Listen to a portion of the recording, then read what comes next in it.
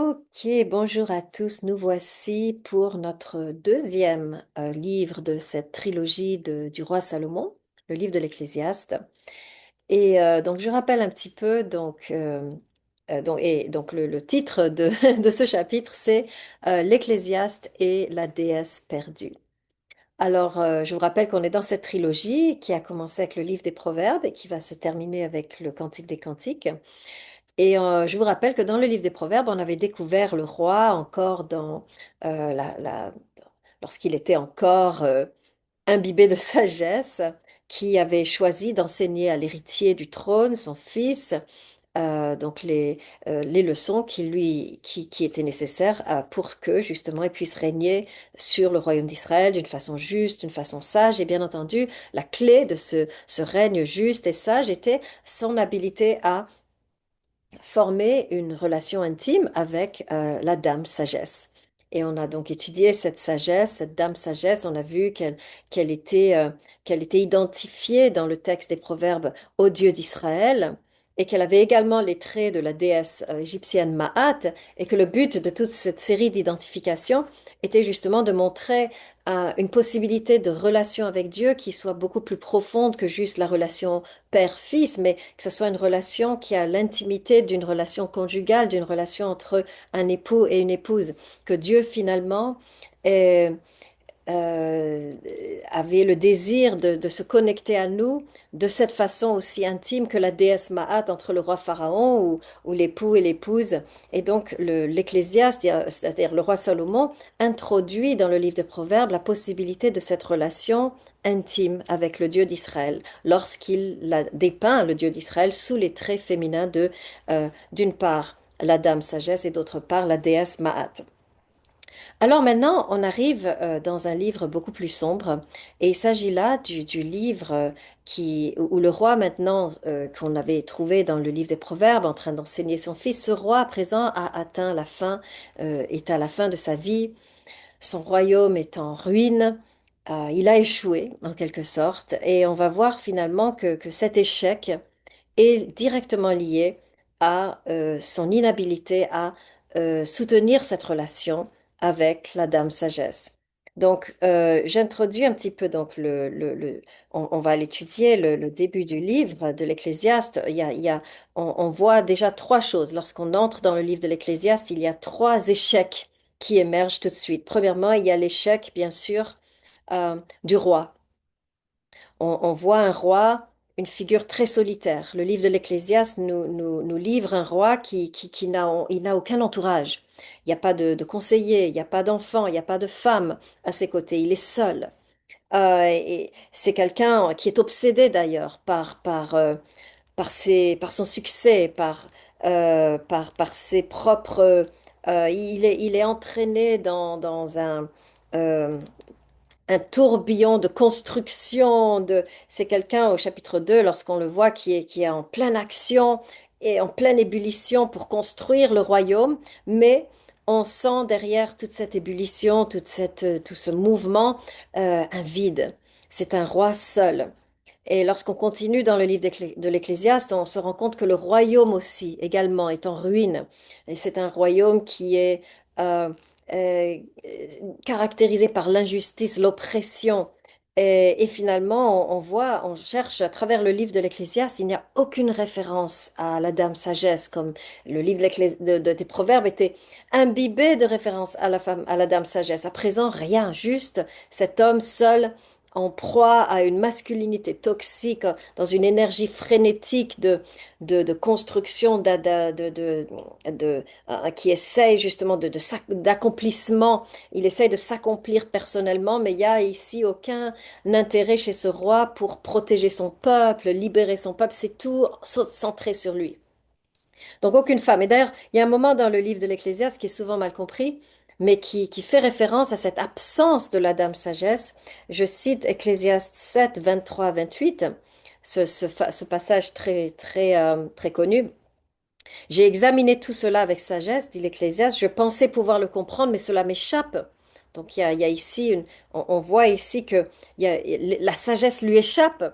bien entendu, la sagesse incarnée en tant que femme que nous avons rencontrée dans le livre des Proverbes, c'est cette sagesse-là qui lui échappe. Quant à ce que j'ai cherché davantage sans le trouver, je n'ai trouvé qu'un seul être humain sur 1000, et celui que j'ai trouvé parmi tant d'autres n'était jamais une femme. Donc ici, on dit, ah, c'est un misogyne, il n'aime pas les femmes. C'est pas du tout ça. La femme, dans les écrits de Salomon, c'est toujours l'incarnation de la sagesse. Donc lorsqu'il dit dans le contexte d'ailleurs de la recherche de la sagesse, il dit, je n'ai pas trouvé de sagesse. Et ensuite, il dit juste après, comme dans un parallélisme qui est un outil stylistique hébreu, il dit, je n'ai pas trouvé de femme. Il dit la même chose. Vous savez que les Hébreux écrivent en parallélisme, c'est-à-dire ils disent une chose et ensuite ils répètent. Par exemple, le ciel loue Dieu et la terre l'acclament. Dans les psaumes, par exemple, nous avons cette structure, ces éléments stylistiques de parallélisme. C'est un parallélisme ici. J'ai examiné tout cela avec sagesse. Je pensais pouvoir le comprendre et cela m'échappe. Donc la sagesse lui échappe. Et ensuite, parallélisme, j'ai cherché, je n'ai trouvé qu'un seul humain et parmi ceux que j'ai trouvés, euh, parmi tant, et celui que j'ai trouvé parmi tant d'autres n'était jamais une femme. Donc parallélisme ici entre sagesse et femme, les deux lui échappent. La sagesse et la femme, et bien entendu, euh, s'il n'y a pas de femme, il n'y a pas de sagesse dans le contexte de l'Ecclésiaste.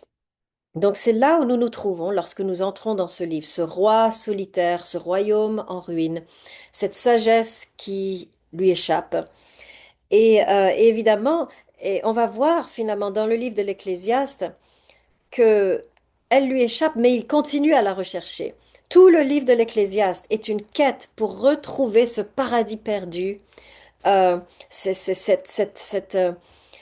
cet état idyllique du royaume où tout allait bien, où tout était en ordre, cet ordre cosmique perdu, l'Ecclésiaste le recherche tout au long du livre. Ce n'est pas un livre qui est marqué tant, il y a un désespoir dans le livre, mais il y a en même temps une recherche de retourner à cette idylle perdue, de retourner à cet ordre cosmique perdu, de revenir en arrière.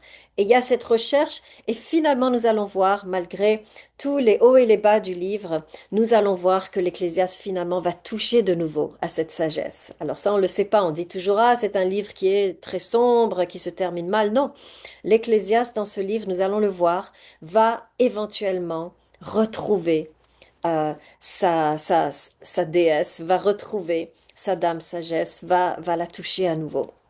Donc voilà, c'est un petit peu la direction que nous allons prendre ici dans notre étude. Alors, de nouveau le plan en voyons deux parties. Premier, première partie dont nous allons parler s'intitule La déesse perdue. Et la deuxième partie s'intitule Le jardin perdu. Alors, on va voir un petit peu. Voilà. Donc, commençons, entrons dans le livre de l'Ecclésiaste ensemble. Alors, je vous lis un petit peu le premier chapitre pour vous mettre dans l'atmosphère. Euh, je vous rappelle un petit peu que il s'agit ici. Donc ce chapitre s'ouvre sur le chaos. C'est un chapitre d'ailleurs qui s'est écrit en parallèle avec le récit de la création. On va y revenir, mais c'est comme un récit de la création, mais tout chamboulé, tout tordu. Et bien entendu, l'idée derrière, pourquoi nous sommes arrivés à euh, euh, comment dirais-je, ce récit tordu de la création, c'est parce que justement, la Dame Sagesse a disparu et la déesse Maat a disparu. Donc, je vous rappelle un petit peu qui était la déesse Maat, puisque nous allons voir comment le roi a perdu de vue de cette déesse. Alors, je vous rappelle que la déesse Maat, je vous rappelle, c'est une des façons que le roi dépeint le Dieu d'Israël, n'est-ce pas? Alors, c'était la déesse de l'ordre cosmique, de la justice, et c'était aussi la bien-aimée du roi. Et on va voir finalement que le roi a perdu de vue cette déesse, a perdu de qui s'identifie à Dame Sagesse, qui s'identifie au Dieu d'Israël, n'est-ce pas? Sur 3 points. Alors d'abord, on va rentrer dans le livre et on va voir que nous sommes dans un contexte de chaos cosmique plutôt que d'ordre cosmique.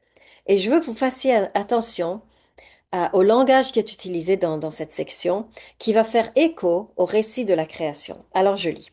Chapitre 1. Parole de l'Ecclésiaste, fils de David, roi de Jérusalem. Vanité de vanité, dit l'Ecclésiaste, vanité des vanités, tout est vanité. Quel avantage revient-il à l'homme de toute la peine qu'il se donne sous le soleil? Une génération s'en va, une autre vient, et la terre subsiste toujours. Le soleil se lève, le soleil se couche, et soupire après le lieu d'où il se lève de nouveau. Le vent se dirige vers le midi, tourne vers le nord, puis il tourne encore et reprend les mêmes circuits. Tous les fleuves vont à la mer, et la mer n'est point remplie. Alors juste là, dans ces quelques versets, nous avons tout le champ lexical, tout un champ lexical qui renvoie au récit de la création. Nous avons plusieurs concepts. Nous avons l'homme, et en hébreu, c'est très clair. Nous avons Adam, nous avons la terre, Eretz, nous avons le vent, Ruach, nous avons la mer, Yam. Ces quatre mots se retrouvent également dans le récit de la création, mais dans ce récit où tout est en ordre, tout est structuré selon l'ordre cosmique de Dieu. Là, tout est mélangé, c'est comme si il n'y a pas de sens. Euh, Dans le récit de la création de Genèse 1, il y a tout un sens, il y a une direction, il y a un climax, il y a une apogée avec la création de l'homme. Ici, tout est mélangé, tout est lancé ensemble comme une salade russe, n'est-ce pas? Oui, et c'est circulaire, ça se répète, il n'y a pas de mouvement, il n'y a pas de sens, il n'y a pas d'aboutissement. Donc très clairement, le chapitre 1 de l'Ecclésiaste est en fait écrit pour faire et fait écho au chapitre 1 de la Genèse, de la création du monde, mais pour montrer ici une création frappée d'absurdité, frappée de circularité, une création qui ne mène nulle part. Et au lieu du bon, et Dieu vit que c'était bon, le tov de la création, nous avons ici le hevel, le vanité de ce chapitre ici, chapitre 1, de cette nouvelle vision circulaire, non sensuelle, insensée, absurde de la création. Donc voilà, donc nous avons ici donc très clairement, l'Ecclésiaste nous dit j'ai perdu l'ordre cosmique. Et n'oublions pas, le rôle du roi dans le Moyen-Orient ancien était justement de protéger cet ordre cosmique. On l'a vu avec Adam et on le voit ici, on l'a vu avec Dumuzi. Maintenant, et Salomon certainement connaît ce rôle qui est son rôle en tant que roi. Son rôle, c'est justement de protéger l'ordre cosmique de la création. Donc, lorsque le texte s'ouvre sur ce chaos, sur cette distorsion, sur ce récit de la création qui est finalement frappé d'absurdité, c'est vraiment le roi qui est en faute. Le roi n'a pas fait son travail quelque part et on sait ce qui s'est passé. Ce roi a perdu de vue à un moment donné la dame sagesse, la dimension de la féminité, le Dieu d'Israël, qui est et la déesse Ma'at en quelque sorte, si on veut parler dans le contexte égyptien.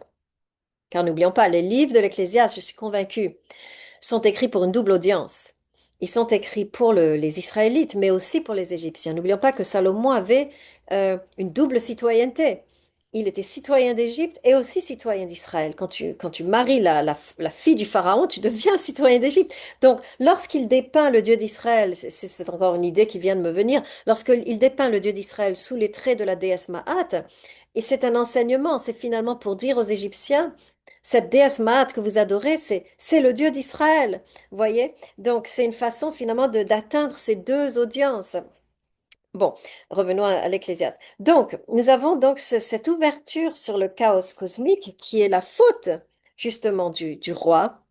Et nous voyons d'ailleurs, dernier parallèle entre les deux récits, nous avons ici Ecclésiaste 1,14 qui va faire écho à la conclusion du récit de la création. Donc l'Ecclésiaste va voir ce chamboulement cosmique, ce chaos cosmique, et il va s'exprimer, il va dire, Ecclésiaste 1,14, je lis, j'ai vu tout ce qui se fait sous le soleil, et voici, tout est vanité. Alors, c'est très intéressant parce que les deux concepts qui sont utilisés ici, j'ai vu, en hébreu, raïti, tout ce qui se passe, maaseh, et j'ai constaté que tout est vanité. Il y a le même groupement de mots à la conclusion du récit de la création, Genèse 1,31, où cette fois-ci c'est Dieu, et Dieu vit, donc de même que l'Ecclésiaste a vu, Dieu vit, yireh, même verbe, ra'a, tout ce qu'il avait fait à ça Donc c'est pareil ici que tout ce qui se fait. Donc c'est une bonne traduction celle-là que je suis en train de lire. Excusez-moi, je regarde parce que c'est une très très bonne. Louis II, je recommande. C'est très proche de l'hébreu. Je lis ici, j'ai vu tout ce qui se fait sous le soleil. Même expression, et Dieu vit tout ce qu'il avait fait. Donc même verbe en hébreu et bien entendu, Dieu trouve cela très bon. Donc il y a un parallèle ici. Le récit de la création est bon. Maintenant, l'Ecclésiaste va lui-même observer tout ce qui se fait, mais cette fois-ci, il va le frapper d'absurdité. C'est vanité, Hevel en hébreu. Voilà. Alors, nous voyons que, bien entendu, cette perte de l'ordre cosmique qui est liée, qui est une faute du roi, qui est une faute du roi qui a perdu son contact avec la déesse Ma'at, avec Dame Sagesse, eh bien, ça va avoir un effet aussi au niveau sociopolitique du royaume. Ce royaume va lui-même sombrer dans l'injustice, l'oppression, et on voit cela dans plusieurs passages de l'Ecclésiaste, chapitre 9, 2. C'est le même sort qui s'abat à la fois sur les justes et les injustes. Les justes et les injustes, les bons, les mauvais, les purs, les impurs, ceux qui offrent des sacrifices, ceux qui n'en offrent pas, partagent un destin commun. Alors ça, c'est très fort dans le contexte égyptien, puisque dans le contexte égyptien, il y avait cette idée que lorsque l'on est juste, après la mort, on avait accès à ce qu'ils appellent un champ de roseaux, c'est-à-dire un paradis idyllique caractérisé par les fontaines, les rivières, les roseaux. Et donc le juste avait accès à ce paradis et l'injuste se retrouvait dans le désert, la poussière. Donc lorsque l'Ecclésiaste dit il partage un destin commun, il dit en gros il n'y a pas de justice. Il n'y a pas de justice, il n'y a pas finalement de jugement, il n'y a pas... les deux finalement vont avoir la même récompense. Lorsqu'il dit que les deux retournent à la poussière et les deux ne savent rien, il dit finalement il n'y a pas de justice. Il n'y a pas de justice finale. Et puis finalement, bien entendu, avec tout cet effondrement de l'ordre cosmique du royaume, il y a l'effondrement de Salomon lui-même. Et on voit ça dans quelques-unes de ses soupirs, où il dit, Ecclésiaste 4, 13 à 15, mieux vaut un jeune homme pauvre mais sage qu'un roi vieux et insensé. Et ça, c'est lui. Et finalement, Ecclésiaste 2, 18 à 20, j'ai pris en horreur la vie, et j'ai pris en horreur toute la richesse que j'ai acquise sous le soleil, car je la laisserai à celui qui me succédera, et qui sait s'il sera sage ou insensé. Donc il y a là vraiment une déchéance même la lignée royale. Tout est en ruine. Et voilà donc la situation où se trouve l'Ecclésiaste. Et bien entendu, c'est dû au fait, dans le contexte du Moyen-Orient ancien, et l'Ecclésiaste le sait, il a perdu le contact avec la Dame Sagesse, avec la déesse Ma'at, avec le Dieu d'Israël. Il a perdu cette intimité. Et c'est pour ça que nous avons, bien entendu, euh, ce, cette ruine d'un royaume, cette fin de l'ordre cosmique, ce chaos cosmique. Alors voilà, ça c'est la déesse perdue. Alors on rentre maintenant dans la deuxième section qui va constituer l'effort du roi à ramasser les pots cassés, à réparer, à chercher chercher une solution, chercher un chemin. Il va vraiment s'efforcer de retrouver cette sagesse, de retrouver ce paradis perdu, de reconstruire cet ordre cosmique. Alors on va voir cela dans le chapitre 2.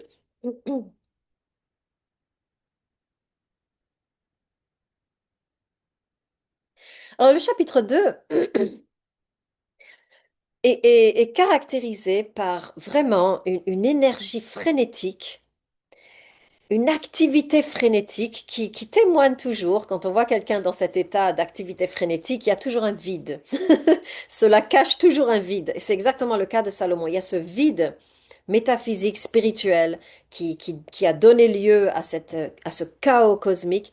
Et il y a l'Ecclésiaste qui essaye de combler ce vide. Le roi Salomon essaye de combler ce vide par une surcharge d'activité. Et on le voit quelque part, c'est un effort vraiment puissant de recherche. Et on voit cela donc un petit peu avant le chapitre 2, ça commence déjà. Donc il va rechercher, il va suivre plusieurs pistes. La piste de la sagesse, la piste du plaisir, la piste du succès, de la construction du royaume. Je lis quelques passages. Donc, chapitre 1, verset 16. J'ai dit en mon cœur, voici, j'ai grandi et surpassé en sagesse tous ceux qui ont dominé avant moi sur Jérusalem. Et ensuite, voilà, il se met à chercher. J'ai appliqué mon cœur à connaître la sagesse. Ensuite, il se dit, j'ai dit en mon cœur, allons, je t'éprouverai par la joie.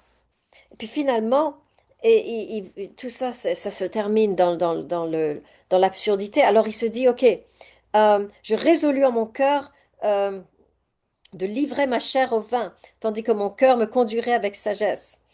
Et ensuite, il dit, euh, et de s'attacher à la folie jusqu'à ce que je vis ce qu'il est bon pour les fils de l'homme de faire sous les cieux pendant le nombre des jours de leur vie. Et là, il y a toute une liste de grands projets qu'il va maintenant essayer de mettre en œuvre, de mettre en mouvement. Alors, je vous lis ça. J'exécutais de grands ouvrages. Dès qu'il y a quelqu'un comme ça qui va exécuter des grands ouvrages, on peut être sûr qu'il y a un vide métaphysique très profond dans cet homme. Donc le voilà, je me bâtis des maisons, je me plantais des vignes, je me fis des jardins, je plantais des arbres à fruits, je me créais des étangs pour arroser la forêt, j'achetais des serviteurs, je m'amassais de l'argent, de l'or, des richesses, je devins grand, plus grand que ceux qui étaient avant moi dans Jérusalem. Alors on voit ici vraiment un roi qui est engagé dans une quête effrénée, obsessionnelle et narcissique de sens, puisque le, le, le pronom qui revient le plus souvent, c'est je. C'est un roi très, très seul qui est engagé dans essayer de se construire à lui au lieu de construire le royaume. Alors on voit toutes ces choses-là. Et c'est intéressant, là, de nouveau, il y a un rapport entre ce chapitre et le chapitre de la création du jardin de Éden. Il y a le même champ lexical. Il y a donc je viens de vous lire, donc versets 3 à 7, il y a le jardin les arbres de fruits. Donc, vous vous rappelez, le jardin d'Éden, l'arbre de fruits, le fruit de l'arbre. Il y a l'eau, il y a le vent, ruach, la quête de la connaissance, da'at. Donc, il y a de nouveau le même champ lexical.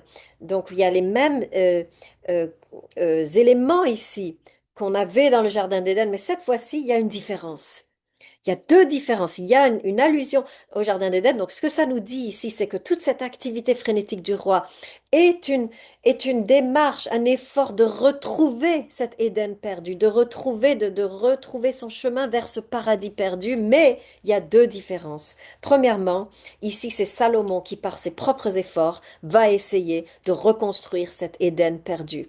Et Dieu est mis de côté, puisque Dame Sagesse a disparu. Donc toute cette dimension de Dieu, tout ce rapport avec Dieu est mis de côté. C'est lui maintenant qui, par ses propres efforts, va essayer de se construire son propre paradis, son propre univers, son propre monde. Euh, Puisque nous avons ici la répétition du mot j'ai fait, en hébreu asati, donc du mot asa qui veut dire faire, qui reprend un mot-clé du récit de la création où Dieu fait le jardin, les arbres et tout. Donc le mot où Dieu asa, il fait. Donc ce faire de Dieu où Dieu fait le jardin, ici c'est Salomon qui reprend cette prérogative du faire et qui cette fois-ci lui-même va vouloir construire ce paradis par ses propres moyens. Donc ça, c'est la première différence avec, bien entendu, le contexte d'Éden. La deuxième différence, c'est que Éden, il y avait une limite placée pour l'être humain. Or ici, le récit de Salomon est un récit où on voit clairement, il va, euh, euh, il va nous dire clairement qu'il va refuser toute limite. Donc, il va refuser la limite qui est placée sur l'homme dans le jardin d'Éden. Lui va choisir de passer outre cette limite. Alors, je vois ça dans le chapitre 2, verset 10, où Salomon nous dit, tout ce que mes yeux avaient désiré. Remarquez ça, les yeux qui désirent. C'est un renvoi à Ève dont les yeux désiraient aussi le fruit défendu. Donc il y a un écho ici entre Salomon et Ève. Ève, elle est tentée par ses yeux. Elle voit que le fruit est bon. Et Salomon, pareil. Tout ce que mes yeux avaient désiré, je ne les en ai point privé. Je n'ai refusé à mon cœur aucune joie. Donc, aucune limite ici euh, au regard, aucune limite au désir. Et c'est là la deuxième différence, bien sûr, avec le Jardin d'Éden. Ici, Salomon, ce qu'il est en train de faire, c'est de dire finalement, je veux être un Dieu. Je veux moi aussi régner comme Pharaon en divinité qui n'a aucun... Je ne veux pas être un humain avec les limites, avec ces limites placées sur l'humain. Je veux régner au-delà des limites. Je ne veux aucune limite. En d'autres termes, je veux la divinité. Donc nous avons là la même démarche que nous avions vue chez Ève. C'est le même, c'est tellement intéressant le parallèle entre chapitre 2 et chapitre 3. Chapitre 2 de l'Ecclésiaste et chapitre 3 de la Genèse, où nous avons l'arbre avec le fruit, le jardin, Ève qui désire avec les yeux, et nous avons maintenant la même chose, Salomon qui refuse de limiter son désir, ses yeux, le même contexte et la même quête pour la divinité. Et donc finalement, Salomon est bel et bien un des fils d'Ève. Et finalement, bien entendu, euh, Salomon va réaliser à la fin de toute cette ardeur, de toute cette activité frénétique, de retrouver l'Éden, de retrouver son chemin vers l'Éden, de retrouver ce paradis perdu, il va conclure. Au lieu de découvrir le Tov, de renouer avec le bien de la création, il va réaliser que ça aussi, c'est frappé de vanité, puisque tout ce chapitre va se conclure sur, de nouveau, c'est encore là une vanité et poursuite du vent. C'est intéressant d'ailleurs que dans tout ce récit ici, dans chapitre 2, nous avons 7 fois, 7 occurrences du terme vanité, Hevel, qui vont faire écho aux 7 occurrences du terme bon, Tov, dans le récit de la création. Donc nous avons vraiment là quelqu'un qui a perdu le paradis, qui a perdu Éden, qui essaye de, de reconstruire avec ses propres efforts cet Éden perdu et qui finalement va s'avouer vaincu. Et va à partir de maintenant s'effondrer dans le désespoir. Alors on voit ici, chapitre 2, 17, j'ai pris ma vie en horreur, car elle était accablée par tout ce qui se passe sous le soleil, parce que tout est vanité et poursuite de vent.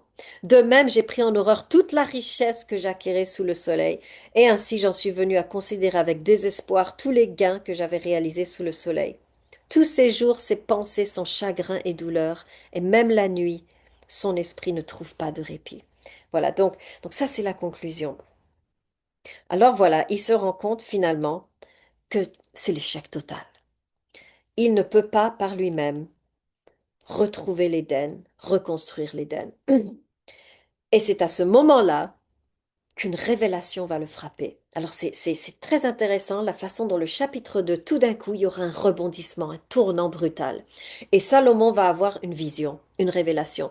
Au moment où il touche le désespoir, où il se rend compte, j'ai perdu l'ordre cosmique et je n'arrive pas à le retrouver par mes propres efforts. C'est à ce moment que tout d'un coup, après une série interminable de vanité, vanité, vanité, Hevel, Hevel, Hevel, tout d'un coup, le mot Tov va surgir dans le récit. Le mot bon, Tov en hébreu, va surgir dans le récit. Chapitre 2 toujours, chapitre 2 verset 24.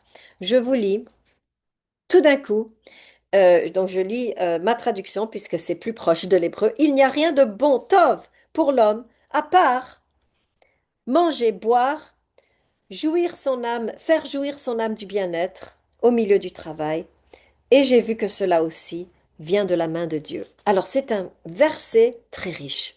Premièrement, nous avons le surgissement du mot bon, Tov, qui nous renvoie immédiatement au récit de la création. C'est comme si tout d'un coup, il a sombré dans le désespoir, il comprend qu'il a perdu Éden, qu'il a perdu le paradis, et tout d'un coup, une porte s'ouvre sur ce paradis. C'est incroyable. Tout d'un coup, le Tov apparaît devant lui, mais c'est un Tov caractérisé par la grâce. C'est-à-dire, il se rend compte tout d'un coup que ce Tov, donc ce bonheur qu'il y a à manger et à boire, que tout ce bonheur-là est quelque chose qui ne peut être que donné. C'est-à-dire, il voit, il se rend compte que cela vient de la main de Dieu. Je poursuis au-delà du verset 24. Euh, Voilà, jusqu'au 26. Je vous lis tout le passage. Vous allez voir qu'il y a là tout un champ lexical du don, de la grâce. Verset 24, 2, chapitre 2, verset 24. Il n'y a de bon, de bien, tov, pour l'homme, qu'à manger et à boire et à faire jouir son âme du bien-être au milieu de son travail. Et j'ai vu que cela aussi vient de la main de Dieu. Ok, c'est un don de Dieu. Qui en effet peut manger et jouir si ce n'est moi? Car il donne. Alors là, c'est un mot très important. Nathan en hébreu est un mot clé du récit de la création. Quand Dieu donne à l'homme la nourriture, au verset, chapitre 1, verset 24, je crois.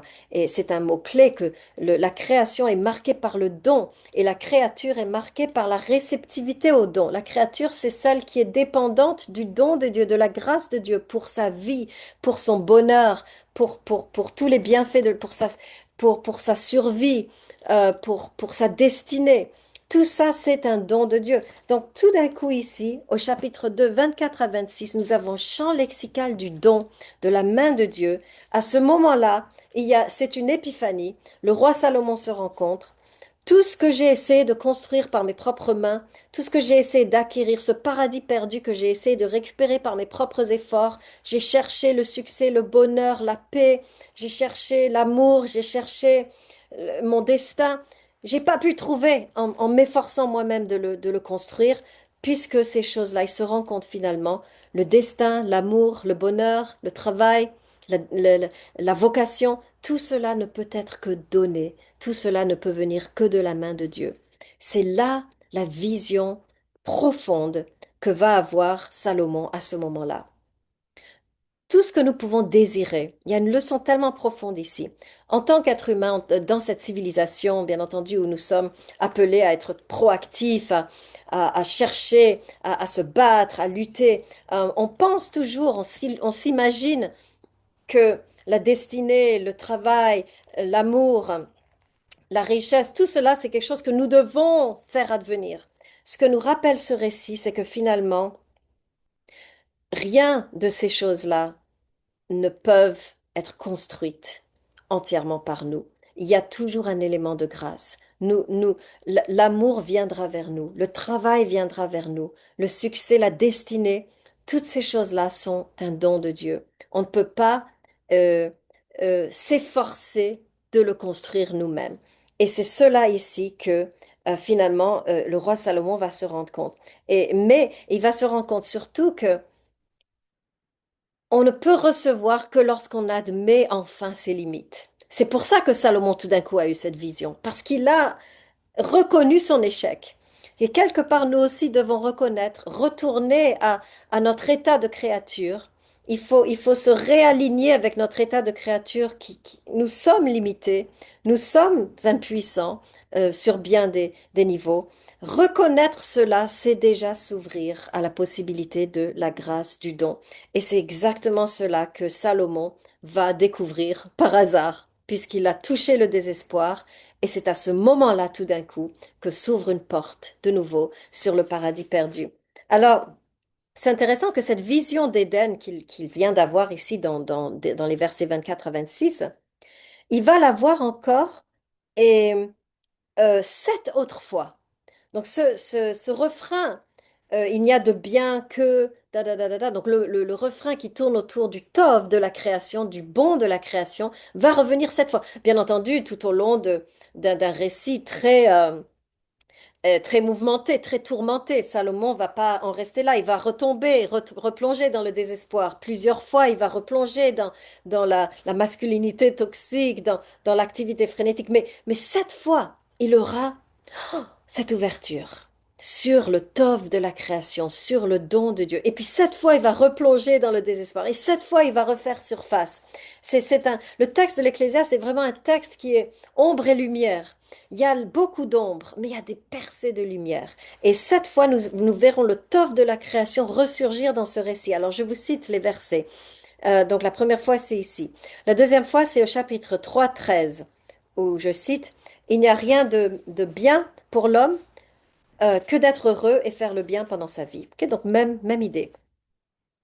Et deuxième. Donc, troisième occurrence, chapitre 3, 22. Euh, j'ai vu qu'il n'y a rien de bien que de jouir de son travail. Donc, même chose. Ensuite, donc, un, 2, 3, 4, quatrième occurrence, Ecclésiaste 5, 17 à 19. Même contexte, avec le mot tov. Ecclésiaste 6, 12. Donc, sixième occurrence. C'est bien ça? Je pense. Euh, même chose. On y retrouve même le même fil conducteur du tov de la création, la même idée de il n'y a rien de mieux euh, que boire, manger, etc. Et on va voir ça donc ce texte se répéter jusqu'à la septième fois, où tout d'un coup il y a une différence. Jusqu'à présent, on a parlé de manger, de boire, de son travail, il n'y a rien de mieux que ça, il n'y a rien de bien à part ça, et qui nous vient de la main de Dieu, mais tout d'un coup, au chapitre 9, versets 7 à 9, nous avons une nuance. Et c'est là où je vois pour ce moment de renouement, enfin, vers la fin du livre, l'Ecclésiaste dans sa recherche, tourmenté, dans ses percées de lumière, où il se rend compte de la grâce de Dieu, tout d'un coup, il y aura ce renouement avec la femme. Alors, je vous lis, qu'on n'a pas eu jusqu'à présent. Je lis donc, alors, Ecclésiaste 9, je vais chercher dans la Bible 9, 7 à 9. Chapitre 9, versets 7 à 9. Voilà. Alors je lis dans Louis II. Va, mange avec joie ton pain, bois gaiement ton vin, car dès longtemps Dieu prend plaisir à ce que tu fais. Qu'en tout temps tes vêtements soient blancs et que l'huile ne manque point sur la tête. Ok, tout ça, c'était déjà dit dans les six premières occurrences. Et tout d'un coup, nous avons quelque chose de plus au verset 9. Jouis de la vie avec la femme que tu aimes pendant tous les jours de ta vie de vanité que Dieu t'a donné, de nouveau le mot don, le don de Dieu, sous le soleil pendant tous les jours de ta vie de vanité. Donc, tout d'un coup, nous avons l'émergence vers la fin du livre de l'Ecclésiaste de la femme. Et c'est pas juste n'importe quelle femme, puisque nous savons que dans le contexte de l'Ecclésiaste, la femme, c'est toujours est une incarnation de la sagesse. Nous avons vu ça dans le livre des Proverbes. L'épouse est une incarnation de la sagesse, de Ma'at, de Dame sagesse et du Dieu d'Israël, n'est-ce pas? Donc là, lorsqu'on a tout d'un coup ce surgissement de la femme, c'est vrai, c'est vraiment ce qu'il est en train de se passer vraiment, véritablement là. C'est un surgissement de la Dame sagesse qui avait été perdue, qui s'était échappée. Tout d'un coup, à la fin du récit, au bout de cette recherche, à force de tomber dans le désespoir et d'accéder par ce désespoir à cette grâce divine, l'Ecclésiaste va renouer avec le féminin. Et c'est ça qui fait finalement, malgré tout le désespoir de ce livre, c'est ça qui donne une cohérence, c'est ça qui donne une direction au livre.